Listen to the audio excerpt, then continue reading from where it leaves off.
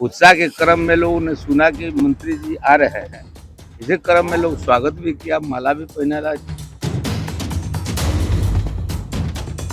बहुत से किसानों का आपको जो सहायता मिलनी चाहिए छूट जाता है। कि हम लोग एक पीरियड तय करें कि जो सहायता हम लोग देते हैं सही समय पर सहायता पहुंचे, ताकि किसान फिर दोबारा खेती उल्लास के साथ कर सके। नमस्कार, आप देख रहे हैं लाइव सिटीज और मेरा नाम है सुमित। इस वक्त बेतिया में हैं।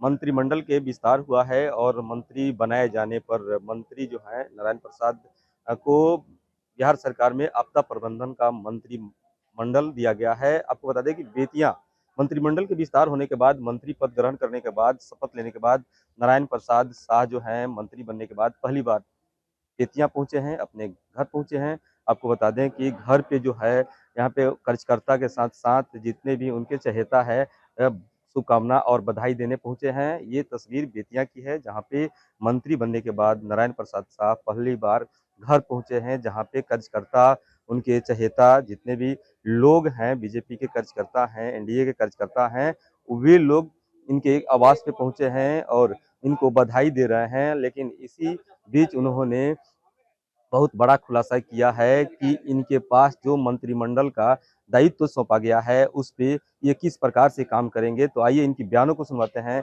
क्या कुछ कह रहे हैं आपदा विभाग के मंत्री नारायण प्रसाद।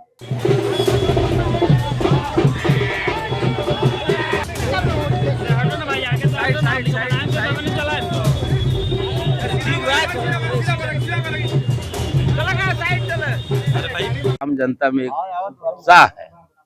उत्साह के क्रम में लोगों ने सुना कि मंत्री जी आ रहे हैं। इसी क्रम में लोग स्वागत भी किया, माला भी पहनाया, शाल भी ओढ़ाया। तो वो अपने खुशी को जाहिर कर रहे थे। हमको तो पूरे बिहार की जिम्मेवारी मिला है। विशेष करके प्रथम में हम तो यही कहते हैं, पहले घर पर दिया बार के तब मस्जिद में बारात है। नौतन बहरिया के भी बाढ़ प्रभावित क्षेत्र है, वहाँ भी जरूरत पड़ती है। लेकिन पहले के जो माननीय लोग था वो कभी क्षेत्र का दौरा नहीं करता था। बहुत से किसानों का आपको जो सहायता मिलनी चाहिए छूट जाता था। अब हम इस क्षेत्र के विधायक के नाते और मंत्री होने के नाते यहाँ एक एक व्यक्ति का यदि उस तरह का फसल नष्ट होता है या सुखाड़ होता है, उसे हम पूर्ति कराने के फेर में रहेंगे। यहाँ के किसान को असंतोष नहीं हो और बढ़ चढ़कर सेवा करें। हमने आज भी कहा है कि हम लोग एक पीरियड तय करें कि जो सहायता हम लोग देते हैं सही समय पर सहायता पहुंचे, ताकि किसान फिर दोबारा खेती उल्लास के साथ कर सके। हमारे सेक्रेटरी साहब ने कहा कि अच्छा प्रस्ताव है, इस पर हम लोग चर्चा करेंगे। माननीय मुख्यमंत्री का सचिव भी है, हमने कहा कि हमारा सौभाग्य है कि हमारा भी आप सचिव हैं, मुख्यमंत्री का भी सचिव है। जो बातें हम लोग बात करेंगे माननीय मुख्यमंत्री के भी कानों में जाएगी। इस तरह हम लोग का जो काम है विकास के में आगे अगुवाई करने का, प्रदेश को आगे ले जाने का, किसानों का दुख दर्द दूर करने का, सुखाड़ हो या बाढ़ हो या किसी प्रकार की दैविक शक्तियों से दुर्घटना होती है, जैसे बादल गिरता है, आपको लौका लौका कहते हैं, उससे मृत्यु होती है, सब हमारे विभाग में है।